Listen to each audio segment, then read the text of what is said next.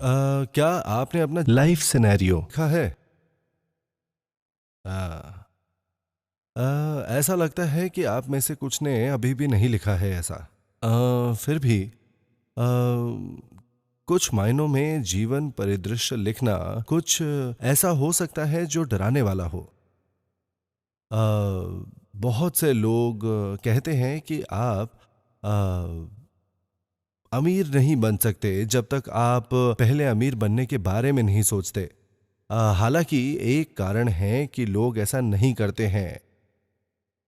लोग अमीर बनने के बारे में नहीं सोचते हैं क्योंकि ये विचार अपने आप में बहुत डरावना होता है।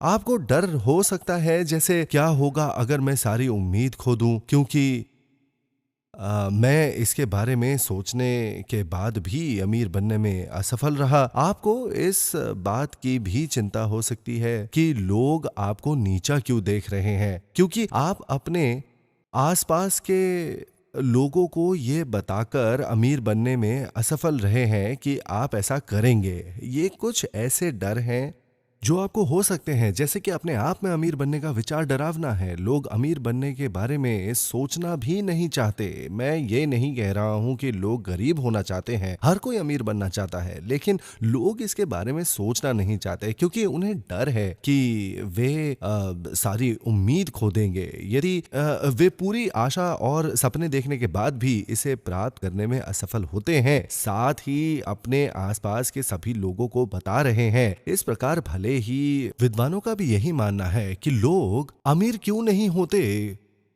क्योंकि वो अमीर बनने के बारे में नहीं सोचते। ये इस तथ्य के कारण भी है कि विचार अपने आप में डरावना है। अब आपको उस समय जो चाहिए वो है साहस। साहस भय का अभाव नहीं है, बल्कि उन पर सीधे काबू पाकर उनका सामना करना चाहिए। जब मैं वॉशिंगटन डीसी गया था, मैंने कोरियाई वॉर वेटरन्स मेमोरियल का दौरा किया। मैंने साहस के बारे में एक उदाहरण देखा जिसमें लिखा था, हमारा देश उसके बेटे बेटियों का सम्मान करता है। वो जिन्होंने देश की रक्षा करने के आह्वान का जवाब दिया, वे कभी नहीं जानते थे, और एक ऐसे लोग जिन्हें वे कभी नहीं मिले। इस स्मारक की एक पट्टिका पर यह लिखा हुआ था, ये युवा अमेरिकी युद्ध के भय से अप्रभावित नहीं थे। उनमें से बहुतों ने युद्ध में अपनी जान गंवाई है ना। हजारों अमेरिकी युवकों की मृत्यु हो गई। भले ही उन्हें ये डर थे, पर उनमें इसके लिए खड़े होने का साहस था और उस आजादी के लिए लड़ने में वो सक्षम थे जिसका हम सब आनंद ले रहे हैं। फिर साहस भय का अभाव नहीं है। साहस जिसमें भय की भावना का अभाव है उसको आमतौर पर अज्ञानता या मूर्खता कहा जाता है। इसीलिए हमें उस साहस की जरूरत है जो हमारे डर के खिलाफ खड़ा हो। इससे पहले कि हम अपने बच्चों को बहादुर बनने के लिए कहें, पहले हमारे लिए यह साहस होना जरूरी है। आपको सोचने की जरूरत है, ठीक है, मुझे विश्वास करना होगा कि मैं अमीर बन सकता हूं, भले ही वो हकीकत ना बन जाए।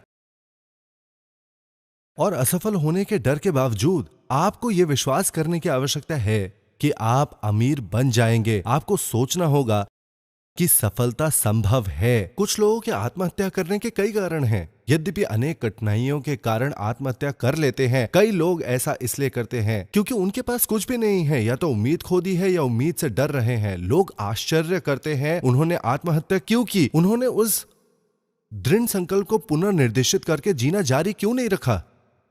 हालांकि आपको अपने आप से पूछने की जरूरत है कि आप अपने जीवन में क्या कर रहे हैं। क्या आप सच में अपना जीवन जी रहे हैं? क्या आप ऐसा जीवन जीते हैं जो गरीबी, परेशानी और चिंताओं से मुक्त है? यदि नहीं, तो आपको इन कठिनाइयों से तुरंत छुटकारा पाने की आवश्यकता है और एक गरिमापूर्ण और अमीर व्यक्ति के रूप में जीवन जिए जो जरूरतमंद लोगों की मदद कर सकते हैं। हमें उस तरह का साहस चाहिए। जीवन में सपने देखें।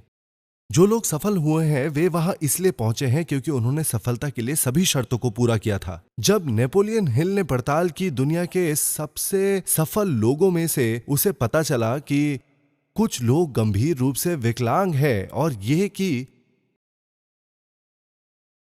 बहुसंख्यक गरीबी में पैदा हुए थे। इसके अलावा जिन लोगों ने ज्यादा पढ़ाई नहीं की या प्राथमिक विद्यालय पूरा करने का अवसर मिला नहीं, अभी भी बहुत सफल होने में सक्षम थे।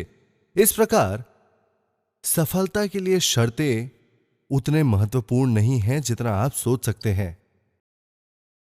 ना ही हमारे पास पूंजी है, इसके बजाय आपकी सफलता द्वारा निर्धारित की जाती है। जिस तरह की दृष्टि और सपने आपके पास है, साथ ही विश्वास करने का साहस भी है कि आप उस लक्ष्य को प्राप्त करने में सक्षम हैं।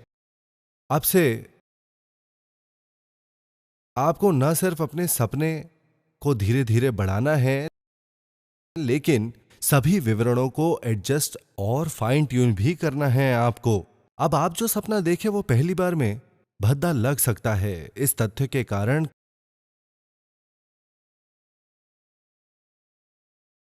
कि ये एक दिन में बनाया गया था। हालांकि जैसे जैसे आप अपने सपने को विकसित करते हैं, आपको इसमें कुछ संशोधन करने होंगे। ऐसे में जब भी आप मासिक सक्सेस एकेडमी में आते हैं, मैं आपको एक नया लाइफ सिनेरियो लिखने के लिए कहता हूं। घर पर लाइफ सिनेरियो पुस्तक रखना और भी बेहतर होगा और रोज एक नया लिखते रहना। अगले दिन आपके सपने बड़े, स्पष्ट और अधिक विशिष्ट हो सकते हैं। आपके पास जो सपना है वो प्रेरक शक्ति होगा जो आपको निराशा की गहराइयों से बाहर निकालता है। यदि आप एटमी के आदर्श वाक्य को देखें, पहली पंक्ति में लिखा है, आत्मा को संजोएं। जब हम आत्मा को पोषित करने की बात करते हैं, हम कह रहे हैं कि हर व्यक्ति कीमती है और उन्हें केवल साध्य का साधन नहीं होना चाहिए, इसके बजाय उन्हें हमारा अंतिम लक्ष्य होना चाहिए। हमारे आदर्श वाक्य का यही मतलब है। ये डेयरी गाय फिलॉसफी के समान है, क्योंकि हम दुधारू गाय की देखभाल उसके फायदे के लिए नहीं करते हैं। आखिरकार हम इसे खिलाने संवारने की पूरी कोशिश करते हैं और इसके स्वास्थ्य को बनाए रखें ताकि हमें दूध की अच्छी पैदावार हो सके। इस अवधारणा के विपरीत बेबी फिलॉसफी होगी। हम बच्चे को खाना खिलाते हैं, नहलाते हैं और उसकी देखभाल करते हैं, इसलिए नहीं कि हमें बच्चे से कुछ चाहिए, हम इसे बच्चे की भलाई के लिए करते हैं। इसी तरह आप लोगों को डेयरी गायों के रूप में नहीं देख सकते हैं। डेयरी गायें अंततः हमारा दूध पाने का साधन होंगी। दूसरी ओर हम बच्चों की देखभाल इसलिए नहीं करते ताकि हम इन बच्चों से कुछ प्राप्त कर सके। आपको कभी भी लोगों को लाभ कमाने के तरीके के रूप में नहीं देखना चाहिए, क्योंकि हम एटमी में लोगों की बहुत परवाह करते हैं। आदर्श वाक्य का पहला भाग आत्मा की देखभाल करें। उसके बाद हमारे पास है विजन बनाए। कुछ हद तक हम विचारों के समूह के रूप में देखे जा सकते हैं। एक व्यक्ति की काबिलियत इस बात पर निर्भर करती है कि वह व्यक्ति कैसे सोचता है। यदि आपके मन में भयानक विचार हैं, तो आप एक बुरे व्यक्ति हैं। यदि आपके विचार अच्छे हैं तो आप एक दयालु व्यक्ति हैं, है ना? क्योंकि आप कैसे दिखते हैं इससे आपको अच्छा या बुरा व्यक्ति नहीं माना जाता है। आपके सोचने का तरीका तय करेगा कि आप किस श्रेणी में आते हैं। दूसरे शब्दों में आप कह सकते हैं कि हमारे विचार ही हमारा असली सार है। वैसे जब हम दृष्टि का निर्माण कर रहे हैं, हम न केवल प्रकार और आकार को निर्धारित कर रहे हैं, लेकिन हमारे विचारों के लिए हमारे पास जो स्तर है उसका भी महत्व है बहुत। हाँ, हम जिस जीवन में जीते हैं उसके भीतर हमें समय नाम की किसी चीज से निपटना है ना? लोग कहते हैं कि सफलता तभी संभव है जब आप अपने समय का अच्छी तरह से प्रबंधन करते हैं। हालांकि समय की अवधारणा भौतिक नहीं है, यही से अनंत काल की धारणा उत्पन्न होती है। कई वैज्ञानिक मानते हैं कि समय का कोई अस्तित्व नहीं। समय की अवधारणा के साथ हमारे पास अतीत है, वर्तमान और भविष्य। इसीलिए लोग आमतौर पर कहते हैं कि हम अतीत में शुरू करते हैं, वर्तमान से गुजरे और भविष्य की ओर बढ़े। तब प्रश्न बन जाता है, वर्तमान कब है? क्या आज वर्तमान है? क्या पूरे दिन को वर्तमान माना जाता है? ठीक है, अगर हम दिन को 24 घंटों में विभाजित करते हैं, हम कह सकते हैं कि इस 1 घंटे के व्याख्यान की अवधि दोपहर 1 बजे तक वर्तमान है। यदि हम उस समय को फिर से विभाजित कर दे तो क्या होगा? हम उस 1 घंटे को 30 मिनट के बराबर भागों में बांट सकते हैं। 30 मिनट को फिर से मिनट के 2 भागों में विभाजित किया जा सकता है। यदि हम उस समय को नीचे बांटते रहें, सेकंड, मिलीसेकंड आदि में जारी रह सकता है। मान ले कि हमने अनंत बार ऐसा किया, क्या हम वर्तमान नामक बिंदु पर पहुंचेंगे? नहीं, आप नहीं करेंगे। यदि हमारे पास वर्तमान नहीं है तो क्या हमारे पास अतीत है? नहीं। भविष्य के बारे में क्या? यह मौजूद नहीं है। जब समय नहीं होता तो हम इसे अनंत अवस्था कहते हैं। बाइबल में भी कहा गया है कि जब परमेश्वर ने हमें बनाया, उसने मानव हृदय में अनंत काल स्थापित किया। इस प्रकार हम उस चीज की लालसा करते हैं जो शाश्वत है। हमारा भौतिक शरीर और अन्य वस्तुएं समय से विवश है। हमारे पास जन्म, बुढ़ापा, बीमारी और मृत्यु है ना? जीवन के इन 4 चरणों के साथ इस ब्रह्मांड में सभी भौतिक चीजें इस विमान के समय की कमी से सीमित है। अब क्या हमारा शरीर समय से पीछे चल सकता है? अगर ऐसा हो सकता है तो हम सभी को वापस जाना चाहिए, है ना? हम वापस नहीं जा सकते और हमारी झुर्रियां इसका सबूत है।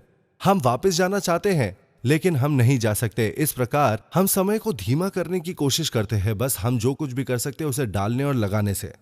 हाँ, हालांकि एटमी के कॉस्मेटिक उत्पाद ही इसमें कुछ देर के लिए ही विलंब कर पाते हैं। उनमें समय बिताने को रोकने की शक्ति नहीं है। दूसरी ओर हमारे विचार आसानी से यात्रा कर सकते हैं भूत और भविष्य के लिए जब भी वे चाहे। मूल रूप से वे समय की बाधाओं से बंधे नहीं हैं। इस प्रकार हमारे विचार शाश्वत है।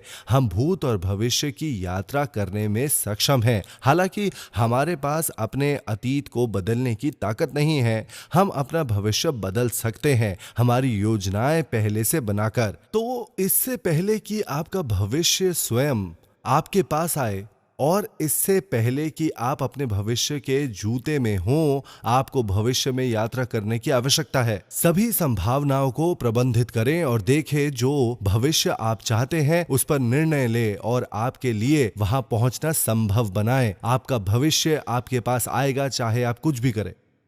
और अगर सच कहूं तो आमतौर पर आप ऐसी परिस्थितियों का सामना करते हैं जो आप नहीं जानते। आप उन परिस्थितियों में हैं क्योंकि आपने अपने भविष्य की यात्रा के दौरान कुछ नहीं किया। यदि आप हमेशा सोचते रहते हैं कि मैं हमेशा इतना बदनसीब क्यों होता हूं, आपके लिए अपनी किस्मत बदलने का एक तरीका है। आपको बस इतना करना है कि भविष्य में यात्रा करें, पता लगाएं कि आपके दुर्भाग्य का कारण क्या है और उन्हें अपने जीवन से दूर करना। पैसा ना होना कुछ ऐसा है जो अशुभ है ना? आपके अतीत और वर्तमान में बहुत अधिक धन के बिना जीना कठिन था, लेकिन यह भविष्य में और भी दुर्भाग्यपूर्ण होगा। आप इसे होने से कैसे रोकते हैं? क्योंकि ये बात तो सही है कि भविष्य में हालात और भी दुर्भाग्यपूर्ण होंगे। खैर, आप पहले भविष्य की यात्रा करते हैं। आपको भविष्य में 3 साल या 5 साल जाने की जरूरत है और देखें कि अब से 3 से 5 साल बाद आप कैसे दिखते हैं। जो भी अशुभ हो उसे आप हटा दें, जैसे कि आपके पास पैसे ना होना या आपके दिल में बेचैनी हो अपने आसपास के लोगों के साथ बदतमीजी करने के कारण। इसके बाद आप उस जीवन का निर्माण करते हैं जो आप पहले से चाहते हैं, वो जब तक वे 5 वर्ष तुम्हारे पास ना आ जाए तब तक, क्योंकि आप इसे वैसे ही बना चुके हैं जैसा आप चाहते थे। केवल वही चीजें आपके पास आएंगी जिन्हें आप भाग्यशाली मानते हैं। यह अनिवार्य रूप से सफलता का नियम है। और पीछे का अर्थ दृष्टि बनाएं। उदाहरण के लिए, क्या आप लगातार अपने वर्तमान घर में रहना चाहते हैं? यदि आप जिस घर में रह रहे हैं वो आपको पसंद नहीं है, फिर आपको इसे अपने मनचाहे घर में बदलने की जरूरत है। आप इसे पहले से कर रहे हैं, है ना? आपको भविष्य में 3, 5 या 10 साल में जाकर इसे बदलने की जरूरत है, तभी आप पा सकेंगे वो घर जो आपको अब से 3 से 10 साल बाद चाहिए। इस प्रकार दृष्टि बनाना भविष्य में जाने के बराबर है। क्या आपको लगता है कि अपने वर्तमान घर के लिए आप भाग्यशाली हैं? मूल रूप से क्या आप उस घर में रह रहे हैं जो आप चाहते हैं? क्या 2500 या 3,500 वर्ग फुट का घर होना अच्छा नहीं रहेगा? एक शानदार रसोई के साथ जो ना केवल शानदार है बल्कि भव्य किचन कैबिनेट से भी भरा हुआ है। मुझे लगता है कि महिलाएं वास्तव में विभिन्न टेबलवेयर रखना पसंद करती हैं। वैसे आप इन अलमारियों को पर्याप्त से अधिक टेबलवेयर से भर सकते हैं। घर की सफाई खुद करने के बजाय क्या होगा यदि आपने घर का सारा काम करने के लिए किसी को काम पर रखा है? इस तरह के जीवन की आपको कल्पना करनी चाहिए अपने भविष्य के लिए। अभी से 5 से 10 साल बाद इसी प्रकार क्या आप अपनी वर्तमान कार को बदलना नहीं चाहते हैं? कुछ अच्छा मर्सिडीज बेंज की तरह आप खुद को एक ड्राइवर द्वारा इधर उधर घुमाते हुए भी देख सकते हैं। आजकल आप लगभग 14,000 रुपए में एक ड्राइवर रख सकते हैं अपने लिए। वैसे भी आपको अपने भविष्य की तुलना इस प्रकार करनी चाहिए। हालांकि ऐसे बहुत से लोग हैं जो सोचते हैं मैं कभी भी उस तरह का जीवन नहीं जी पाऊंगा। भले ही संविधान में ऐसा कुछ भी नहीं है जो उन्हें रोकता हो, ये लोग सोचकर खुद को सीमित रखते हैं कि एक चालक उन्हें इधर उधर नहीं ले जा सकता है। इसके बजाय वे अपने भविष्य को सिटी बसों की सवारी तक सीमित रखते हैं। वो अपने आप को जंजीरों में जकड़ रहे हैं। वे 5 और 10 साल बाद भी इस विचार से बंधे हैं। आप अपने साथ ऐसा क्यों कर रहे हैं? क्या किसी ने आपको नीचा दिखाया? नहीं, उन्होंने अपने साथ किया, क्योंकि वे सोचते हैं मैंने स्कूल में अच्छा नहीं किया। मेरे बारे में क्या मैंने अच्छा किया? मैं पढ़ने में भी खराब था। क्या आप जानते हैं कि मैंने क्या किया? मैं बस पुस्तकालय में बैठा रहा और पूरे मध्य विद्यालय में किताबें पढ़ी। जब तक मैंने मिडिल स्कूल से स्नातक किया, एक भी किताब ऐसी नहीं थी जिसे मैंने पढ़ा ना हो। बेशक पुस्तकालय भी बड़ा नहीं था, किताबें एक कक्षा में दीवार पर पंक्तिबद्ध थी और मैंने तकरीबन वहां की सारी किताबें पढ़ डाली। वह विश्व साहित्य या बच्चों के लिए परिकथाओं का संग्रह था। मैंने सभी आत्मकथाएं भी पढ़ी। इसका मतलब है कि मैं आलसी या भयानक जीवन में नहीं जी रहा था। हालांकि स्कूल ने कभी मेरा मूल्यांकन नहीं किया मेरे द्वारा पढ़ी गई पुस्तकों के संबंध में, और ये मेरी हाई स्कूल प्रवेश परीक्षा में कभी नहीं आया। मूल रूप से शिक्षा प्रणाली में कुछ गड़बड़ है, और मुझे लगता है कि आप में से कुछ लोग जो बुरे छात्र थे, वास्तव में सिस्टम द्वारा गलत मूल्यांकन किया गया था। इसीलिए आपको यह नहीं सोचना चाहिए कि आप हीन हैं। हम में से हर एक किसी न किसी चीज में अच्छा है कि नहीं? हाँ, तो क्या आप सोच रहे होंगे कि मैं हमेशा एक बुरा विद्यार्थी था? नहीं, हमारा सिर्फ गलत मूल्यांकन किया गया था। हम सभी का जन्म शानदार प्रतिभा और कौशल के साथ हुआ है। मैं ये बिना किसी तर्क के नहीं कह रहा हूं, क्योंकि बहुत से लोग सफल हुए एकल क्षमता की खोज और विकास करके, अन्य विभिन्न क्षमताओं के अभाव के बावजूद। इस प्रकार यदि आप मूर्ख समझे जाते हैं या एक गरीब छात्र के रूप में देखा गया, इन योग्यताओं के कारण जिनका मूल्यांकन नहीं किया जा सका, मैं आपको गर्व से खड़े रहने के लिए कह रहा हूं। क्या आपके दोस्तों के साथ चैट करने जैसे कौशल हैं? लोगों के साथ मिलनसार होना और दूसरों की मदद करना? स्कूल में किसी चीज का मूल्यांकन किया गया? नहीं, वे नहीं हैं। ये लक्षण हमारी प्रवेश परीक्षा में भी नहीं दिखते। फिर भी एटमी व्यवसाय में ये बहुत बड़ी संपत्ति है। अच्छी तरह से चैट करने में सक्षम होना एक बहुत अच्छा गुण है। मैंने ऐसे लोगों को देखा है जो अच्छा नहीं करते क्योंकि वे ज्यादा बात नहीं करते। ये लोग लिखित परीक्षा में बहुत अच्छा करते हैं लेकिन मौखिक रूप से संवाद नहीं कर सकते। अगर आप एटमी का कारोबार इस तरह करते हैं तो आप निराश हो जाते हैं। दूसरी ओर ऐसे लोग हैं जो लिखित परीक्षा में भयानक हैं, लेकिन एक बार जब वो अपना मुंह खोलते हैं तो वो बकबक करना बंद नहीं कर सकते। ये वास्तव में एक महान कौशल है। इसलिए यदि आपके पास केवल एक ही प्रतिभा है तो ये पर्याप्त है। विश्वास कीजिए, सिर्फ एक प्रतिभा से आप एटमी में सफल हो सकते हैं।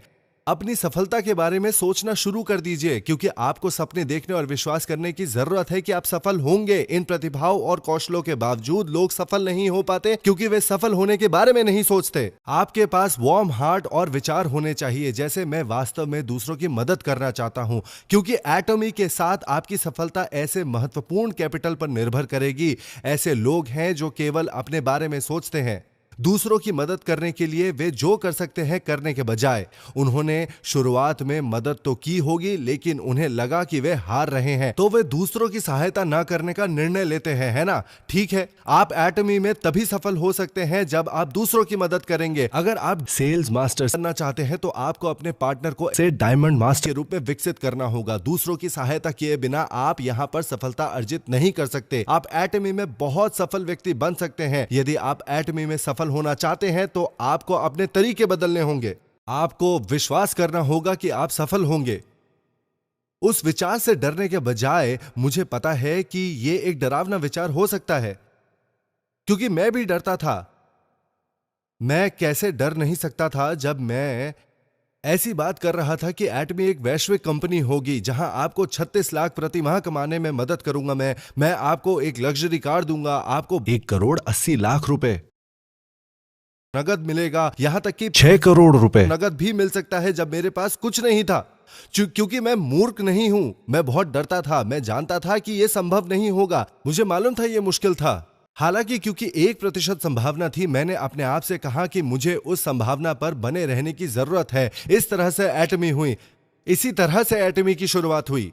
आप एटमी व्यवसाय में सफल नहीं होते हैं 100% आश्वस्त होकर कि यह काम करेगा। आपने शायद ही किसी को सफलता हासिल करते हुए देखा होगा, क्योंकि उन्होंने जो किया उसकी 100% गारंटी थी। विफल होने की संभावना अधिक होने पर भी और सफलता की संभावना कम होने के बावजूद आगे बढ़ने के लिए साहस की जरूरत है। और यदि आप सफल होना चाहते हैं तो अपने असफलता के डर को दूर करें। इस प्रकार आपके लिए अपने भविष्य के लिए दृष्टिकोण बनाना महत्वपूर्ण है। यहां के कुछ सज्जनों ने अपने होने वाली पत्नी को मना लिया होगा, उनसे यह कहकर विवाह करना कि उसे काम नहीं करना पड़ेगा, कि वह उसकी देखभाल करे और वह उसके लिए सुख लाए। हालांकि आप में से कई लोग उन वादों को निभाने में सक्षम नहीं थे। उन वादों को पूरा ना कर पाने की संभावना शून्य हो सकती है। अगर ऐसा है तो भी आपको कुछ इस तरह की बातें कहनी चाहिए। मैं तुम्हें खुश करने के लिए फिर से शुरू करने जा रहा हूं। मैं तुम्हें रानी की तरह जीने के लिए जो कुछ भी करना पड़ेगा मैं करूंगा। मैं बस यही आशा करता हूं कि मधु, जो कुछ मैं कर रहा हूं उसमें तुम मेरी सहायता करोगे। आपको अपनी पत्नी से इस तरह बात करनी है। पहले आपको घोषणा करनी होगी। महिलाओं के लिए आपको पहले अपने पति को एक खाली कागज सौंपना चाहिए। आपके पति सोच सकते हैं कि आपका दिमाग ठीक नहीं है, लेकिन वे पागल चीजें हैं जो आपको करने की जरूरत है, क्योंकि अधिकांश लोग पागल व्यक्ति के रूप में देखे जाने से डरते हैं। वे ये सरल कार्य नहीं कर पाते। तुम्हें अपने पति से कहना है, हनी, तुम सब कुछ करते रहते हो अब तक इस परिवार का समर्थन करने के लिए, और मुझे लगता है कि ये आपके आराम करने का समय है। तुम्हें भी चिंता करने की जरूरत नहीं होगी, क्योंकि मैं इसका ध्यान रखूंगी। मैं जानता हूं कि एक समय था जब आपके ज्ञान और कौशल की जरूरत थी।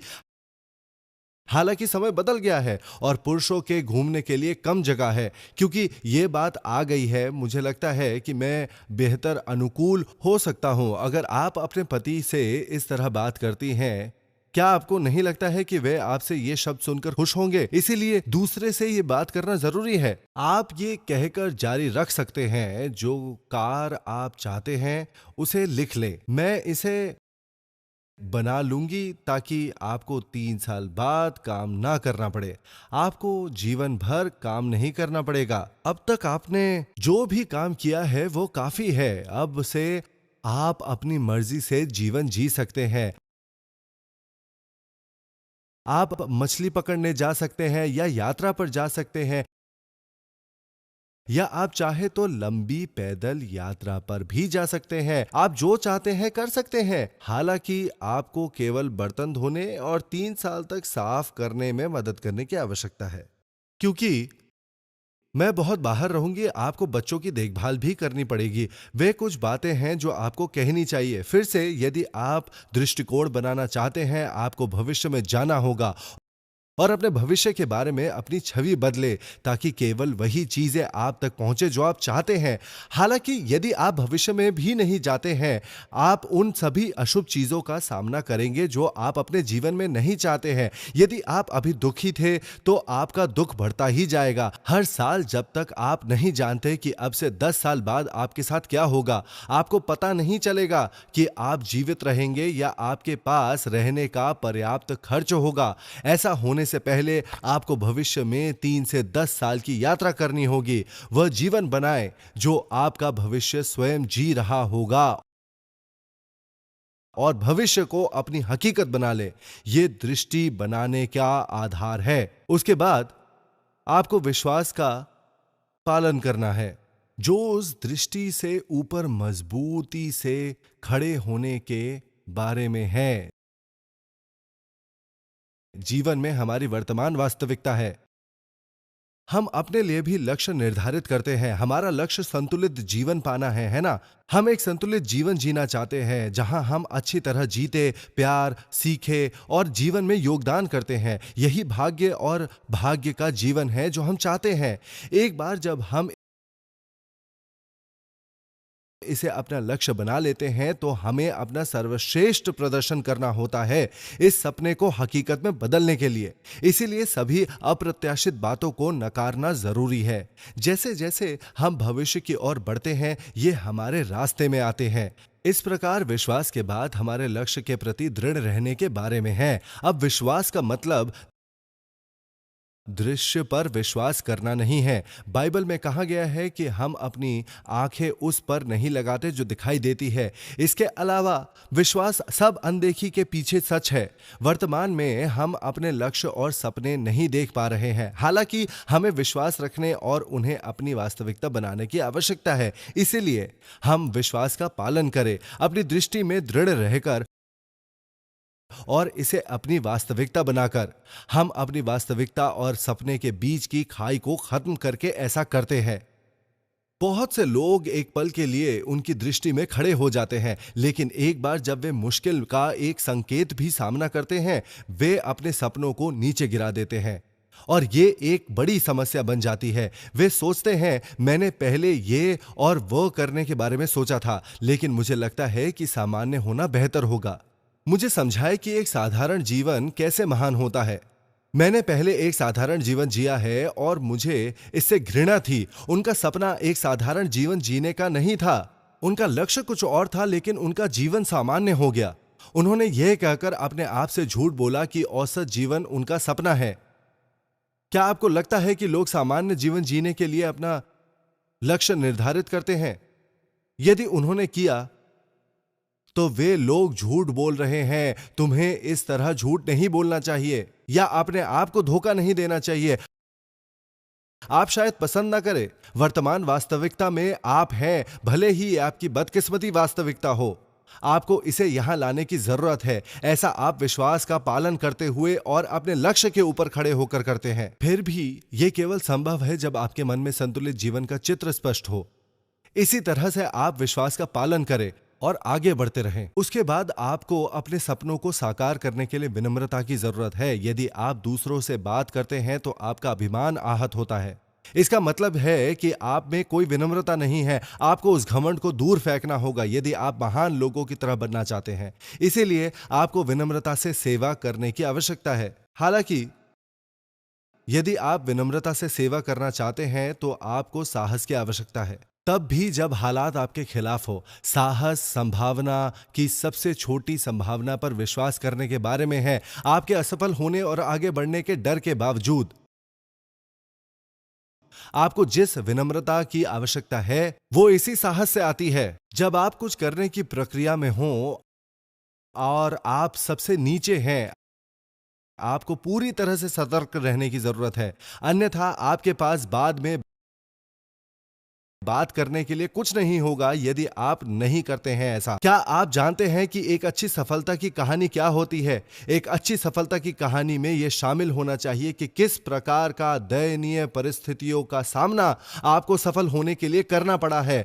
मान ले कि आप अपनी सफलता के बाद व्यवसाय की व्याख्या कर रहे हैं और आपने कहा मेरे पास बहुत सारा पैसा है और बहुत सारे खर्च किए हुए हैं मैं ऐसा और वैसा करते हुए भागीदारों को ढूंढकर रॉयल मास्टर बन गया। क्या इससे सुनने वालों की मदद मिलेगी? नहीं, ये नहीं होगा। तो आपको क्या करना चाहिए? जब आपके साथी उनकी समस्याओं के बारे में आपके साथ परामर्श करें, सबसे अच्छी प्रतिक्रिया क्या होगी? इसमें कुछ भी नहीं है। जब वे आपको अपनी कठिनाई बताते हैं, आप उन्हें प्रोत्साहन दे सकते हैं उन कठिनाइयों को साझा करते हुए जिनका आप को सामना करना पड़ा।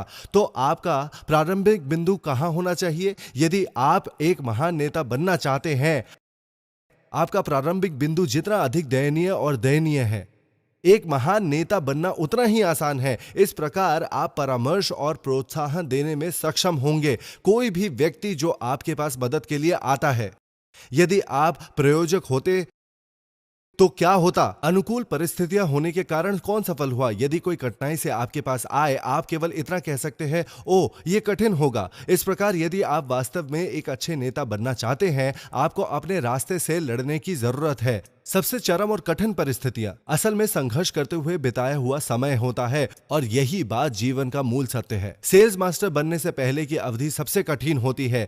सेल्स मास्टर से डायमंड मास्टर तक जाना मुश्किल हो सकता है, लेकिन उसके बाद यह आसान हो जाता है। क्या आपको लगता है कि रॉयल मास्टर जो 36 लाख प्रति माह कमाते हैं को 5, 6 या 7 साल तक मुश्किलें झेलनी पड़ी? बिल्कुल नहीं।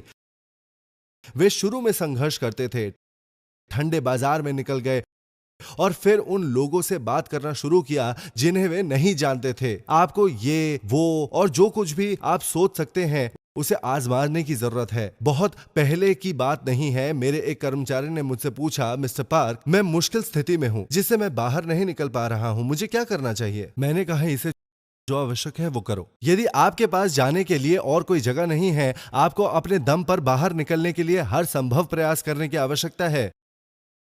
उस व्यक्ति ने उत्तर दिया, ओ मैंने ऐसा नहीं सोचा था। यदि आप जो कर रहे हैं वो काम नहीं कर रहा है तो कुछ और कोशिश करें। सब कुछ आजमाने में क्या हर्ज है? यदि आप रॉयल मास्टर बनना चाहते हैं तो आपको सब कुछ करना होगा जो आप कर सकते हैं। क्या आप कठिनाई में जीना जारी रखेंगे या जो आवश्यक है वो करेंगे थोड़े समय के लिए सफल होने के लिए? माफ करना, मैं इसे थोड़ा कम कर दूंगा। वैसे भी आपको अपना अभिमान छोड़ देना चाहिए और इसे थोड़ी देर तक सहें। हाँ? यदि आपकी जेबें खाली हैं तो आप शान शौकत कैसे रख सकते हैं? कैसे करेंगे आप ये? हाँ? मुझे आशा है कि आप सभी सफल होंगे और मैं इस बात पर अपनी बात समाप्त करता हूं। सुनने के लिए धन्यवाद।